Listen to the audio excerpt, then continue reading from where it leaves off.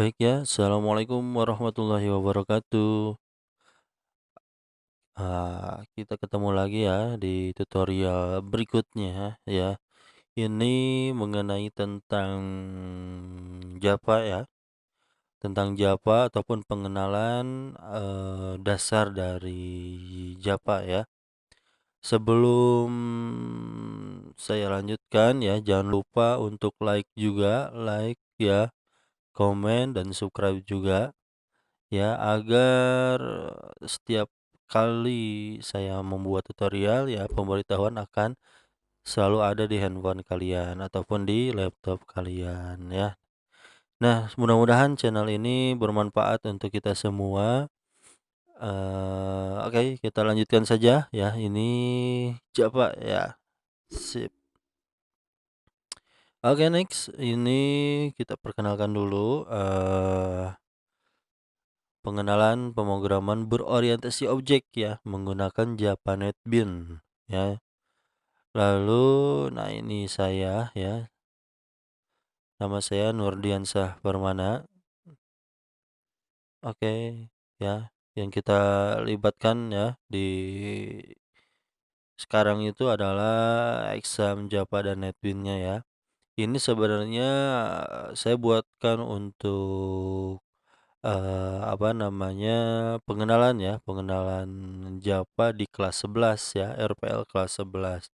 Tapi tidak menuntut, kemungkinan untuk materi perkuliahan juga bisa, karena tidak jauh berbeda dengan yang, sekarang di SMK, gitu ya. Nah, kita melibatkan NetBeans ya, di kelas 11 itu NetBeans dan, database-nya kita menggunakan Exam ya. Oke, next ya. Nah, apa sih yang disebut dengan Java ya? Ini kita ada penjelasannya ya. Nah, Java di sini adalah bahasa pemrograman berorientasi objek ya, murni yang dibuat berdasarkan kemampuan-kemampuan terbaik ya.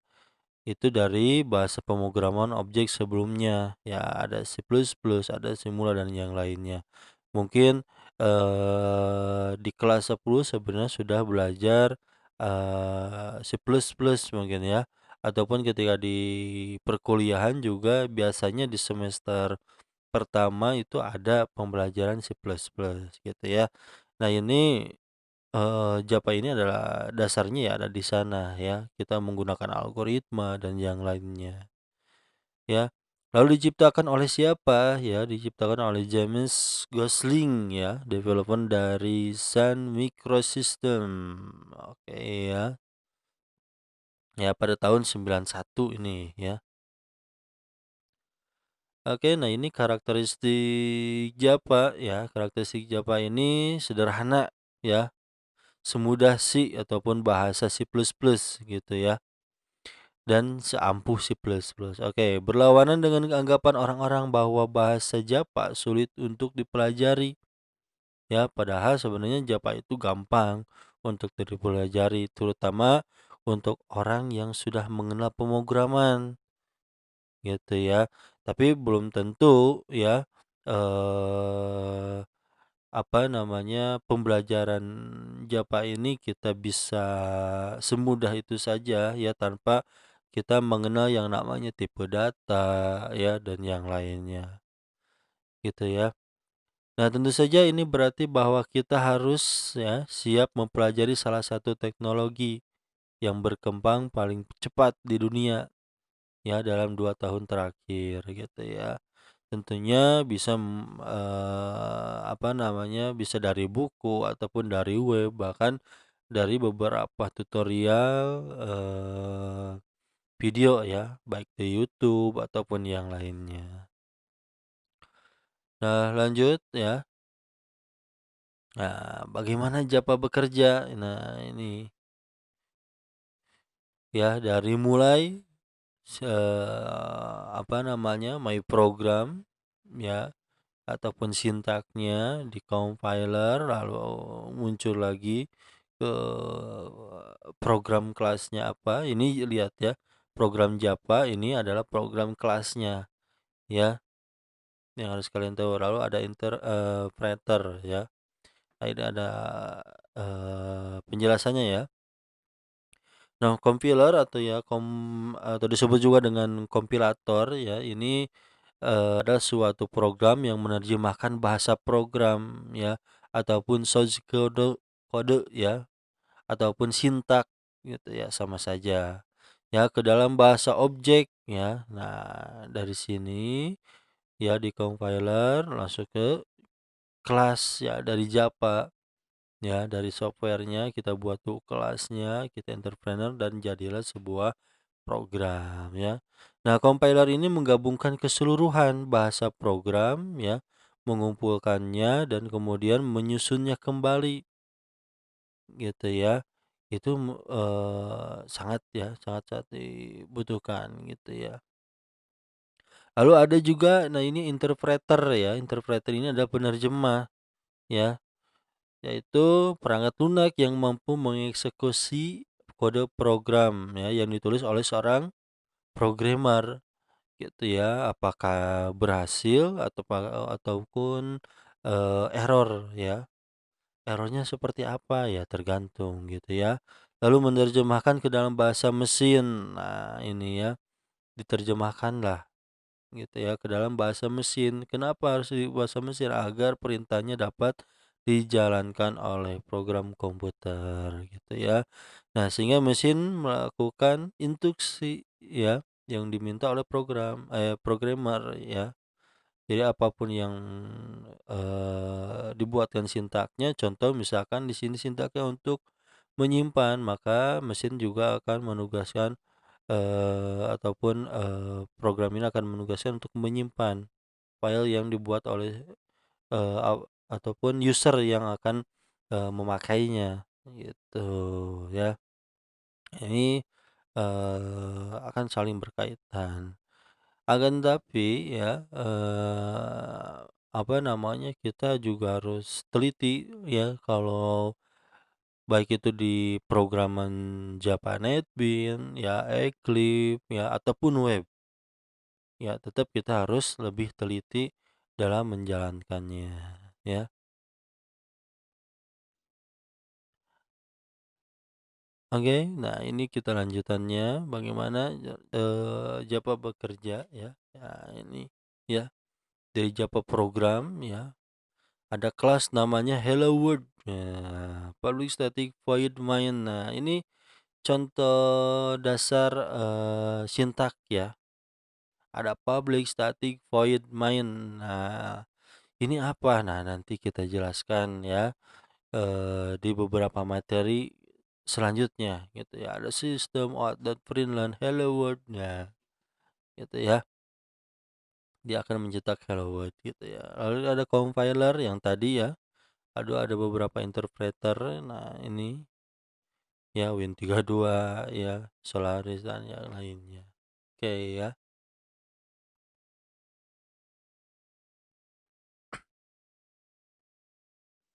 Nah, ada juga ide terbaik untuk Java ataupun softwarenya apa saja sih ya dalam Java itu.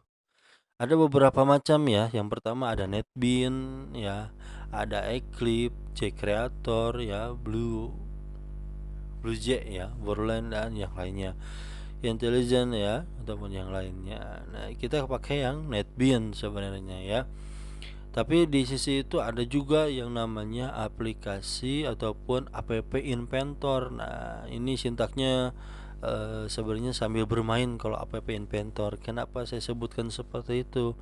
Nah, kurang lebih hampir sama dengan kita bermain puzzle ya, app inventor itu. Ada juga Android Studio. Nah, ini biasanya lebih ke mobile ya.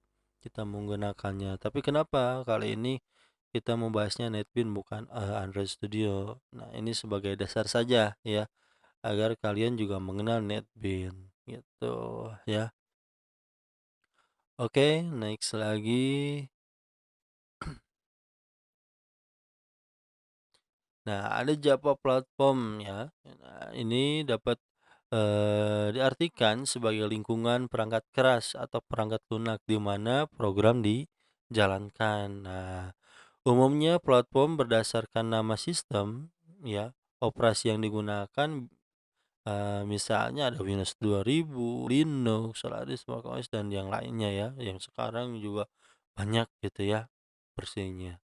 Nah, ini platform dalam Java ya, ada beberapa macam. Nah, platform Java mempunyai dua komponen yaitu virtual machine ya dan programming interface ya ataupun Java API ya, application programming interface. Nah, kalau virtual machine ini merupakan pondasi untuk platform Java yang digunakan di berbagai platform perangkat keras gitu ya. Ya, nanti kita lebih jelasnya kita apa namanya berhubungan dengan studi kasusnya gitu ya. Nah, sedangkan aplikasi programming interface ini kumpulan komponen yang perangkat lunak ya yang siap dipakai. Nah, keyword di Java itu apa saja ataupun apa sih keyword ini? Gitu ya. Nah, keyword ini adalah identifier ya yang digunakan Java untuk suatu tujuan khusus gitu ya ataupun perintah ya. Perintahnya seperti apa sih yang ada di Java itu. Nah, ini adalah daftar keyword Java-nya ya. Lihat. Ada boolean, double ini termasuk dengan tipe data ya, boolean, double, byte ya, char, float ya, integer ya dan yang lainnya. Nah, ini yang apa namanya di Netbeans ini kita pasti akan bertemu gitu ya. Kita akan bertemu yang seperti ini. Ya, public ya dan yang lainnya lah. Ini akan sering kita pakai. Itu. Selanjutnya, nah ini tipe data di Java ya. Ada dua ya, dikategorikan ada dua, ada sederhana ataupun disebut juga primitif, ada juga komposit ya, referensi. Oke. Nah, ini primitif ya. Tipe data sederhana merupakan tipe inti ya. Tipe sederhana tidak diturunkan dari tipe lain ya. Terdapat 8 tipe data primitif di Java. Ya, 4 tipe adalah untuk bilangan. Ya, bilangan bulat seperti integer ya. Ya, ada juga byte ya, ada short integer, int itu adalah integer ya. Ada juga long. Nah, ini biasanya dipakai untuk penghitungan bilangan ya, tipe-tipe data ini. Ada juga dua untuk tipe angka pecahan. Nah, ini juga sebenarnya sama untuk bilangan tak akan tetapi ini akan berhubungan dengan pecahan seperti koma ya, 0, sekian. Nah, gitu gunakannya float ataupun double ya. Ada juga satu untuk tipe karakter yaitu char. Char ya, char itu adalah karakter. Nah, sebenarnya contohnya gini. eh kita menggunakan tipe datanya L misalkan atau A ya. Itu adalah tipe datanya gitu ya. Itu tipe datanya adalah karakter gitu ya. Nah, variabelnya apa? Ya, misalkan tadi A gitu ya. Itu adalah salah satu contohnya. Ada juga satu untuk tipe boolean yang berisi nilai gitu ya. Biasanya sih ini berhubungan dengan penilaian ya pasti tipe datanya adalah boolean. Nah, ada juga tipe data komposit ya. Tipe data komposit merupakan tipe data yang disusun dari tipe data sederhana ya atau tipe komposit lain yang sudah ada. Nah, tipe ini dapat berupa array, string, class ya dan interface. Khusus untuk string ya pada Java dikenali sebagai kelas bukan sebagai array ataupun turunan ya of karakter. Nah, string ini pada Java diapit oleh tanda petik ganda gitu ya. Nah, ini contohnya seperti ini. Gitu ya, string A ya. Nah, string A kutip 2, nah ini tandanya adalah string, ya. Saya adalah Superman misalkan ya. Nah ini adalah, contoh dari string, gitu ya. Nah selanjutnya, nah paradigma pemrograman berorientasi objek ya. Nah, gitu ya. Ada ide dasar pada bahasa pemrograman ataupun disebut juga dengan PBO atau POB cenah ya, bersamalah ya. Adalah pengkombinasian data ya dan fungsi untuk mengakses data menjadi sebuah kesatuan unit. Nah, unit ini dikenal dengan nama objek. Ya, objek sebenarnya mencerminkan pola kerja manusia ya, pola kerja manusia dalam kehidupan sehari-hari ya. Nah, sebuah objek dapat diibaratkan sebagai departemen gitu ya di dalam sebuah perusahaan bisnis. Contohnya ada departemen penjualan, akuntan ya dan yang lainnya gitu ya. Nah, sebenarnya objek itu apa sih? Ya, objek itu apa sih?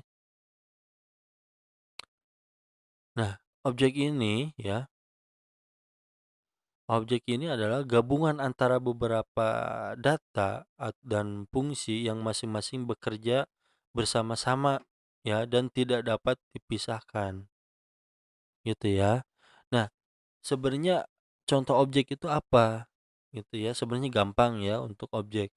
Objek itu adalah segala sesuatu ya yang ada di dunia nyata ya, bukan dunia maya ya, tapi dunia nyata. Jadi kita bisa katakan adalah objek. Contoh di depan kita ada monitor, ada handphone. Nah, itu adalah objek. Ya, kita bisa katakan itu objek. Ya, jadi segala sesuatu yang ada di dunia nyata ya, itu bisa dikatakan sebuah objek, gitu ya. Nah, ada juga gabungan dari data dan fungsi tersebut akan membentuk suatu objek-objek yang aktif. Nah, tadi kan ini adalah gabungan antara beberapa data dan fungsinya, gitu ya. Masing-masing saling bekerja sama, gitu ya. Dari kumpulan beberapa objek yang sama akan membentuk struktur baru yang disebut sebagai kelas, gitu ya. Oke, sambil lanjut ya. Nah, ini sebagai contohnya. Nah, konsepnya apa saja sih? Ya, objek itu ada tiga hal yang meliputinya ya. Ada is identikal ya, yaitu objek ya tersebut mempunyai identitas sendiri ya dapat dibedakan dengan yang lain. Jadi objek ini apa namanya harus mempunyai identitas ya, jangan asal. Contoh misalkan tadi A atau B atau C itu tidak apa namanya tidak kurang tepat ya gitu. Ada juga has behavior ya. Nah, di sini behavior di sini adalah perilakunya seperti apa. Ya, dikatakan di sini yaitu objek itu mempunyai perilaku atau sifat-sifat yang khusus, ya. Contoh misalkan objeknya adalah mobil, gitu ya. Objeknya mobil, gitu ya. Lalu perilakunya seperti apa, gitu ya. Perilakunya seperti apa ya? Dia bisa berjalan, punya kecepatan, gitu ya. Kalau meja apa? Ya meja sifatnya atau perilakunya ya diam, gitu ya. Lalu ada juga hashtag ya. Nah, objek mempunyai ukuran yang baku. Nah, ini untuk state ya. Nah, itu saja ya yang dapat saya sampaikan hari ini ataupun nanti kita lanjut lagi di slide berikutnya ya, di season berikutnya ataupun di tutorial berikutnya. Ya, mudah-mudahan sedikit demi sedikit penjelasannya bermanfaat untuk kita semua. Eh, Semoga sangat bermanfaat ya, terutama khususnya ya untuk siswa kelas 11 ini silakan dipelajari ya sebelum kita mulai ke sintak gitu ya. Karena di dalam sintak ini kita udah mulai mengasah algoritma kita, logika kita seperti apa ya. Dan sebelum Bapak akhiri, saya akan jelaskan juga, sebelumnya NetBeans ya, yang kita pakai ini ataupun aplikasi yang lainnya, yang harus kalian ketahui adalah setiap program itu harus, apalagi di NetBeans tidak dapat dipisahkan dengan titik koma gitu ya. Makanya titik koma ini sangat penting. Ketika kalian lewat titik koma, ya sudah berarti programnya error gitu ya. Nah itu saja, terima kasih, sampai ketemu di penjelasan berikutnya ya. Jangan lupa like ya, subscribe, komen juga, oke. Terima kasih, assalamualaikum warahmatullahi wabarakatuh.